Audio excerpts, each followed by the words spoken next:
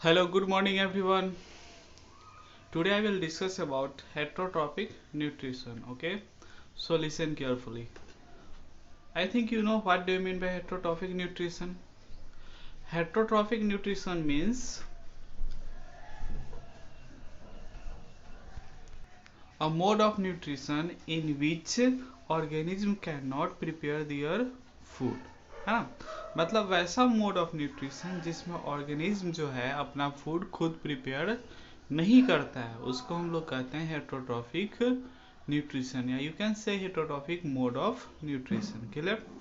Heterotrophic mode of nutrition divided into three parts: saprotrophic, parasitic and holozoic nutrition. Okay, saprotrophic nutrition कहने का मतलब हो गया कि वैसे ऑर्गेनिज्म जो डेड डिकेइंग सब्सटेंस पे डिपेंड करते हैं और उसी से अपना भोजन या न्यूट्रिएंट्स ऑब्टेन करते हैं, उसको हम लोग कहते हैं सेप्टोट्रॉपिक न्यूट्रिशन। क्लियर है।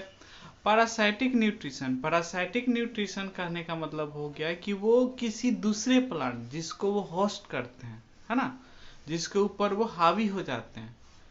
ठीक है, जैसे अमर मेल आप देखते होंगे गांव वगैरह में या किसी झाड़ी वगैरह में वो दूसरे पेड़ पे चढ़ा हुआ होता है ना। सो वो parasitic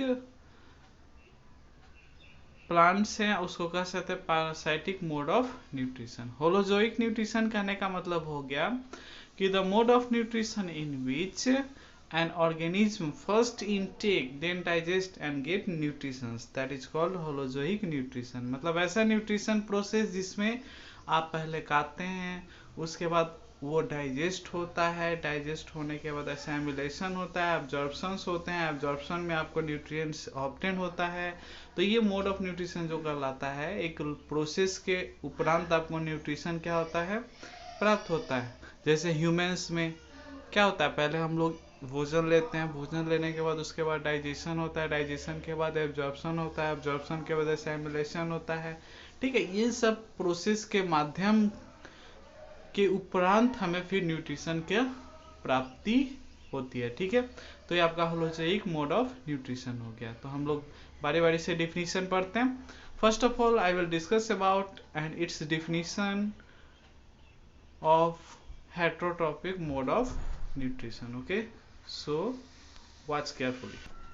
so definition of heterotrophic nutrition, ठीक है, मतलब वैसा मोड ऑफ न्यूट्रिशन जिसमें ऑर्गेनिज्म अपना भोजन खुद नहीं बनाता है, उसको कहते हैं हम लोग हेटरोट्रॉपिक मोड ऑफ न्यूट्रिशन। ठीक है, चलिए, और वो अपने न्यूट्रिएंट्स की प्राप्ति के लिए वो दूसरे चीज़ पे डिपेंड होता है, दूसरे सब्सटेंस पे डिपेंड होता है। जैसे मैन हो गए, एनिमल्स हो गए, कुछ प्लांट्स हुए, not all plants, few plants. Okay, अब आप एक लॉजिकल बात सोचते होंगे कि हम लोग तो अपना भोजन घर में बनाते ही हैं, तो चूंकि वो जो चीज़ को जो पकाते हैं, नॉट बनाते हैं, पकाते हैं और बनाते हैं दोनों में अंतर। पकाते हैं जो चीज़ ऑलरेडी आपका प्लांट्स आपको प्रोडक्ट दिए हुए हैं, ठीक है, उसको आप क्या करते हैं, उसको पकाते हैं, ना कि बनाते हैं। क्लियर। सो वो नहीं सोचना कि हम लोग तो अपना भोजन खुद ही बनाते हैं घर में, सो हम लोग तो ऑटोट्रॉपिक मोड ऑफ न्यूट्रिशन में, लेकिन ऐसा नहीं, क्योंकि हम लोग पकाते हैं ना कि बनाते हैं। क्लियर। सो हम लोग का नेक्स्ट डिफिनीशन हो जाएगा सेप्टोट्रॉपिक मोड ऑफ न्यूट्रिशन। चलिए इसके बारे में बात करते हैं। देखिए, नेक्स्ट आ गया आपका सेप्टोट्रॉपिक मोड ऑफ न्यूट्रिशन। तो वैसा प्रोसेस जिसमें ऑर्गेनिज्म जो है डेड और डिकेइंग मैटर पे डिपेंड करता है, उसको न्यूट्रिशन के लिए उसको सेप्टोट्रॉपिक मोड ऑफ न्यूट्रिशन कहते हैं, है ना। जिसमें फंगी हो गया, मशरूम हो गया, कुछ बैक्टीरियाज हुए। क्लियर। तो ये आपका हो गया सेप्टोट्रॉपिक मोड ऑफ न्यूट्रिशन। ऑलरेडी मैंने इसके बारे में डिस्कस किया है। ठीक है, चलिए अब हम लोगों का आगे टॉपिक हो जाएगा parasitic mode of nutrition.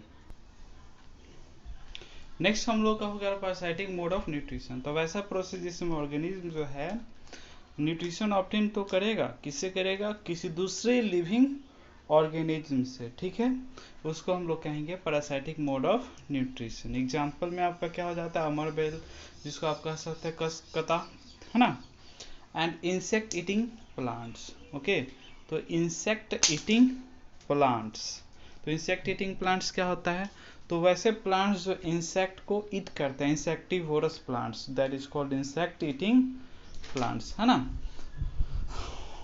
Example में पीचर प्लांट्स आपको पता ही है, इसको क्या कहते हैं, इंसेक्ट ईटिंग प्लांट्स एग्जांपल हो गया फीचर प्लांट्स। क्लियर?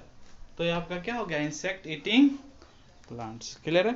तो हम लोग को दो ही मोड ऑफ न्यूट्रिशन पढ़ना था। अब नेक्स्ट हम लोग का पढ़ेंगे, नेक्स्ट टॉपिक जो हम लोग का होगा वो हो गया सिम्बायोटिक रिलेशनशिप। तो इस चीज को हम लोग ध्यान से देखेंगे। देखिए, सिम्बायोटिक रिलेशनशिप मतलब ऐसा रिलेशनशिप जिसमें दो ऑर्गेनिज्म साथ में रहेंगे और वो अपने बीच क्या करेंगे, रिलेशनशिप डेवलप करेंगे। ठीक है?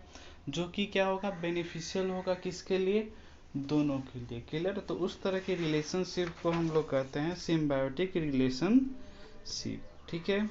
तो एक एग्जांपल लेके समझते हैं कि लाइकेन क्या है, एक लिविंग पार्टनरशिप है किसके साथ, फंगस एंड एल्गी के साथ। ठीक है? तो lichen is a living partnership between a fungus and an algae. ठीक है? तो फंगस का काम क्या है वहां पे, तो फंगस जो है वाटर ऑब्जर्व करता है और शेल्टर प्रोवाइड कराता है। ठीक है? और एल्गी जो है फूड प्रिपेयर करता है by the process of photosynthesis. ठीक है? तो मतलब यहाँ पे जो रिलेशन है किसका किसका, फंगस और एल्गी का, वो कौन सा रिलेशनशिप है, सिम्बायोटिक रिलेशनशिप है। काफी इंपॉर्टेंट पॉइंट है, इस चीज को याद रखिएगा। क्लियर? चलिए इस चीज को हम लिख लेते हैं। ठीक है, मैंने इंपॉर्टेंट एग्जांपल आपके सामने लिख दिया। Lichen is a living partnership between a fungus and an algae. ठीक है? Fungus provide shelter and absorb water, alga prepares food by photosynthesis. ठीक है? तो इन सारे पॉइंट्स को आप लोग कॉपी में नोट डाउन करेंगे, लिखेंगे और याद करेंगे। Clear? Thank you, have a nice day.